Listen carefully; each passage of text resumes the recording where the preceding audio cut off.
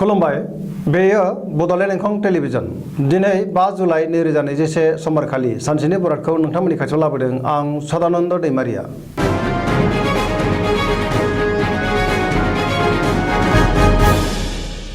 सिगां फरायनो लादों मेष राशि गिबि हांखो अ ल दिनैनि साना जोबोर मोजां जेरावबो देरहासार जानो हागोन बयजोंबो अनसायजागोन मावनो लानाय खामानिखौ थि समावनो आरो गोरलैयैनो मावफुंनो हागोन गोसोखौ दिनै जोबोर गोजोननाय मोनगोन देहाया मोजाङै थागोन अब्लाबो जानाय लोंनायाव सांग्रां जानाया गाहाम बहानिफ्रायबा हरखाबै मोजां खौरां फैनो हागौ रांखावरियाव जोबोर मोजां होनजायो आरजिनाय धोनखौ दोनथुमनो हागोन गोबां धोन आरजिनो हागोन बेफार फालांगियाव जोबोर मोजां मुलाम्फा मोनगोन सोरबा लोगोनि हेफाजाब मोनगोन न'खराव बिसि फिसायनि गेजेराव अननानै फैगोन बिदा फंबायनि हेफाजाब मोनगोन बिमा बिफानि अननाय आरो बोरखौ मोनगोन बहाबा थांनांगौब्ला दिनै जोबोर मोजां दिनै मोजाङैनो हान्थिनो हागोन गुबुननि गोसोखौ गोरलैयैनो बोनो हागोन गोसोनि बोलोआ बांगोन समाजाव मान बांगोन गोसोआ दिनै जोबोर रमान्टिक जागोन लाइमोनफ्रा मोजां खौरां मोनगोन फरायसाफ्रा फरायनायाव गोसो दुंखांगोन आरो मोजां फिथाइ मोननोबो हागोन गोसोनि साननायफ्रा जाफुंगोन सरासनस्रायै दिनै साना जोबोर मोजां आरो मोजाङैनो बारग'लांगोन।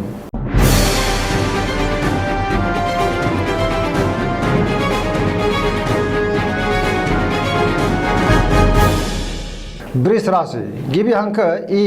उ ब दिनैनि साना जोबोर मोजां गोसोखौ जोबोर गोजोननाय मोनगोन गोसोनि बोलोआ बांगोन मावनो लानाय खामानिखौ थि समावनो आरो गोरलैयैनो मावफुंनो हागोन समाजाव मान मोनगोन रांखावरियाव जोबोर मोजां होनजायो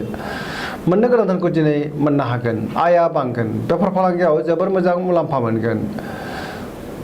न'खराव बिसि फिसायनि गेजेराव अननानै फैगोन बिदा फंबायनि हेफाजाब मोनगोन बिमा बिफानि अननाय आरो बोर मोननो हागोन देहाया दिनै मोजाङै थागोन अब्लाबो जानाय लोंनायाव सांग्रां जानाया गाहाम गुबुननि हेफाजाब मोनगोन जायखि खामानि मावा मानो दिनै गोरलैयैनो मावफुंनो हागोन लोगोफोरनि अनसायनाय मोनगोन गोसोनि साननायफोरा जाफुंगोन पजिटिभ एनार्जिनि गोहोम गोग्लैगोन फरायसाफ्रा फरायनायाव गोसो दुंखांगोन आरो मोजां फिथाइ मोनगोन सरासनस्रायै दिनै साना जोबोर मोजां आरो मोजाङैनो बारग'लांगोन।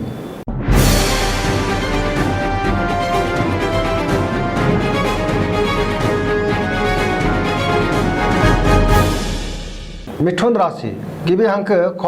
स दिनैनि साना मोजां आरो गाज्रिनि गेजेरजों बाबेनलांगोन गोसोखौ गुलाय गुजाय मोनगोन गोसोआ दिनै मानोबा गिलुं गिलुं जागोन दरसि दरसि जागोन देहाखौ मेंनाय मोनगोन जानाय लोंनायाव सांग्रां जानाया गाहाम रांखावरियाव मोजां नाथाय खरसायाबो बांगोन बेफार फालांगियाव जोबोर मोजां मुलाम्फा मोनगोन न'खराव अननानै फैगोन समाजाव मान मोनगोन गोसोनि बोलोआ दिनै लोरबां जागोन मावनो लानाय खामानिखौ थि समावनो मावफुंनो गोब्राब जागोन सोरबा लोगोआ गाज्रि नोजोर होखोमागोन सांग्रां जानाया गाहाम सोरजोंबा एना एनि जानोबो हागौ गुबुनजों बाङाइ राव बुंनायानो गाहाम नङाब्ला गुबुना गोरोन्थि बुजिगोन लाइमोनफोरनि गोसोआ दिनै जोबोर आला खाला जागोन धोरोमारि बिथिङाव गोसो दुंखांगोन।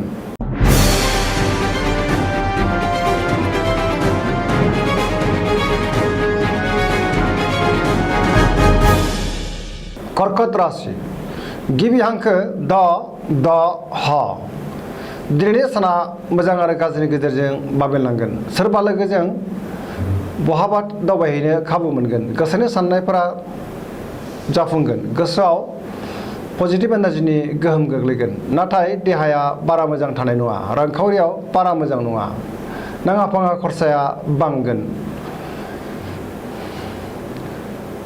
माबा साननानै गोसोखौ गिलुं गिलुं मोनगोन अदेबानि गुबुननि हेफाजाब मोनगोन आरो हेफाजाबबो लानांगोन न'खराव बिसि फिसायनि गेजेराव अननानै फैगोन समाजाव मान मोनगोन फरायसाफ्रा फरायनायाव मोजां फिथाइ मोननो हागोन आरो फरायनो गोसोबो दुंखांगोन।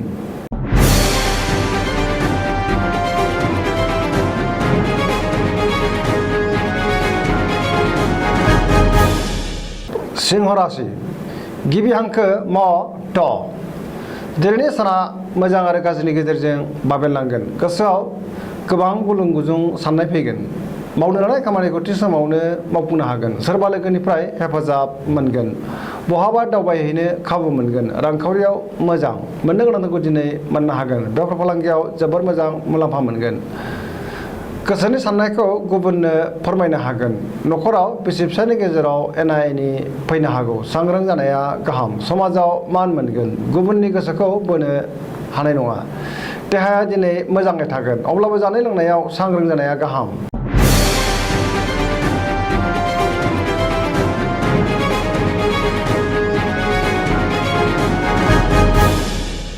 कन्या राशि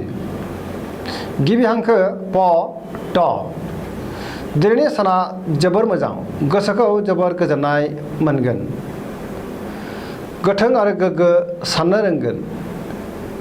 गियाना बांगोन रांखावरियाव जोबोर मोजां होनजायो आरजिनाय धोनखौ दोनथुमनो हागोन गोबां धोन आरजिनो हागोन बेफार फालांगियाव गोबां मुलाम्फा मोननो हागोन देहाया दिनै मोजाङै थागोन अब्लाबो जानाय लोंनायाव सांग्रां जानाया गाहाम गोबां सुबुंजों लोगो मोनलायगोन न'खराव बिसि फिसायनि गेजेराव अनलायनाय फैगोन गोबां खामानियाव मुखुब थागोन सिगांनि बबेबा आद्रा खामानिखौ दिनै गोरलैयैनो मावफुंनो हागोन पजिटिभ एनार्जिनि गोहोम गोग्लैगोन गोसोनि साननायफोरा जाफुंगोन लाइमोनफोरनि गोसोआ दिनै जोबोर रमान्टिक जागोन आरो गावबा गावनि गोसोनि साननायखौ फोरमायलायनोबो हागोन।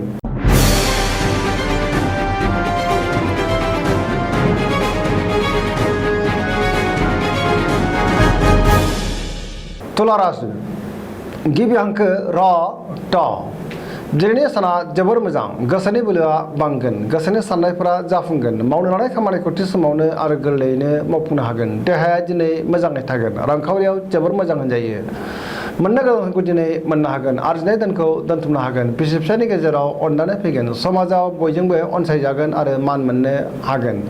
बेफार फालांगियाव मोजां मुलाम्फा मोनगोन सिगांनि बबेबा आद्रा खामानिखौ दिनै गोरलैयैनो मावफुंनो हागोन गुबुननि गोसोखौ बोनो हागोन लोगोफोरनि हेफाजाब मोनगोन गोदान थांखि लानो रोंगोन सेंग्रा सिख्लाफोरनि गोसोआ दिनै जोबोर रमान्टिक जागोन आरो गावबा गावनि गोसोनि साननायखौ फोरमायलायनोबो हागोन गोसोनि साननायफोरा जाफुंगोन सरासनस्रायै दिनै साना जोबोर मोजां आरो मोजाङैनो बारग'लांगोन।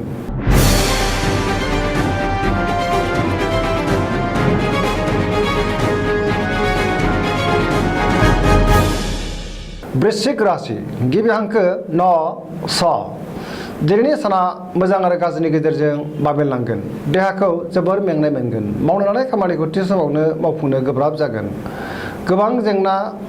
नुजाथिगोन गुबुननि थाखाय मोजां खामानि मावनानै होनो हागोन गोसोनि साननायफोरा नाथाय देबार नांगोन गोसोनि बोलोआबो लोरबां जागोन समाजाव गोबां मान मोनगोन न'खराव अनलायनाय फैगोन रांखावरियाव जोबोर मोजां मोननो गोनांखौ दिनै मोननो हागोन बेफार फालांगियावबो मोजां मुलाम्फा मोनगोन देहाया दिनै मेंनाय मोनगोन गुबुननि हेफाजाब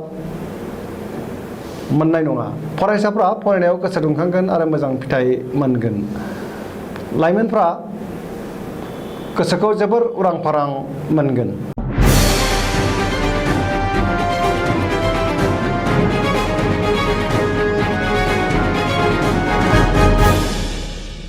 धनु राशि गिबि हांखो ध फ भ दिनैनि साना जोबोर मोजां गोसोखौ जोबोर गोजोननाय मोनगोन गोसोआव बोलो बांगोन मावनो लानाय खामानिखौ थि समावनो आरो गोरलैयैनो मावफुंनो हागोन गोसोनि साननायफोरा जाफुंगोन रांखावरियाव जोबोर मोजां होनजायो आरजिनाय धोनखौ दोनथुमनो हागोन मोननो गोनां धोनखौबो दिनै मोननो हागोन बेफार फालांगियावबो जोबोर मोजां मुलाम्फा मोनगोन आयआ बांगोन समाजाव मान मोनगोन देहाया दिनै मोजाङै थागोन अब्लाबो जानाय लोंनायाव सांग्रां जानाया गाहाम न'खराव अनलायनाय फैगोन बिदा फंबायनि हेफाजाब मोनगोन बहानिफ्रायबा मोजां खौरां मोनगोन गोसोआ दिनै जोबोर रमान्टिक जागोन लाइमोनफोरा गावबा गावनि गोसोनि साननायखौ फोरमायलायनोबो हागोन फरायसाफ्रा फरायनायाव गोसो दुंखांगोन आरो मोजां फिथाइ मोनगोन सरासनस्रायै दिनै साना जोबोर मोजां आरो मोजाङैनो बारग'लांगोन।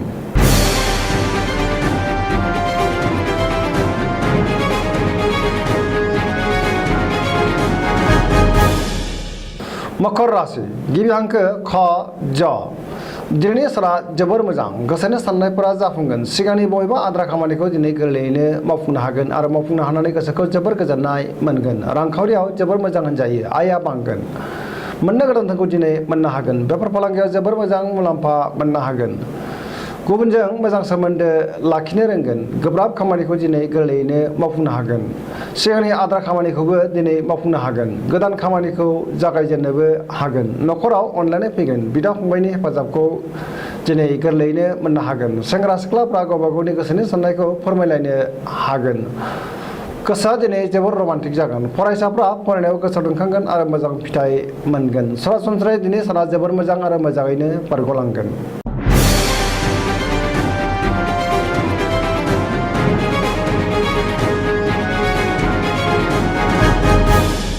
कुम्भ राशि गिबि हांखो ग स स दिनैनि साना जोबोर मोजां गोसोखौ जोबोर गोजोननाय मोनगोन मावनो हानाय खामानिखौ थि समावनो आरो गोरलैयैनो मावफुंनो हागोन बहानिफ्रायबा हरखाबै मोजां खौरां फैगोन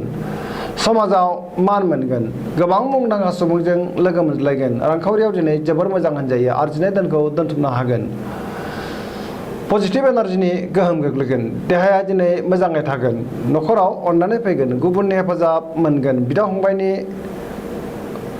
हेफाजाब मोनगोन आरो बिसोरजों मोजां सोमोन्दो थागोन बिमा बिफानि अननाय आरो बोरखौ मोननो हागोन बहाबा दावबायहैनो खाबु मोनगोन पजिटिभ एनार्जिनि गोहोम गोग्लैगोन बयजोंबो अनसायजागोन गोसोनि साननायफोरा जाफुंगोन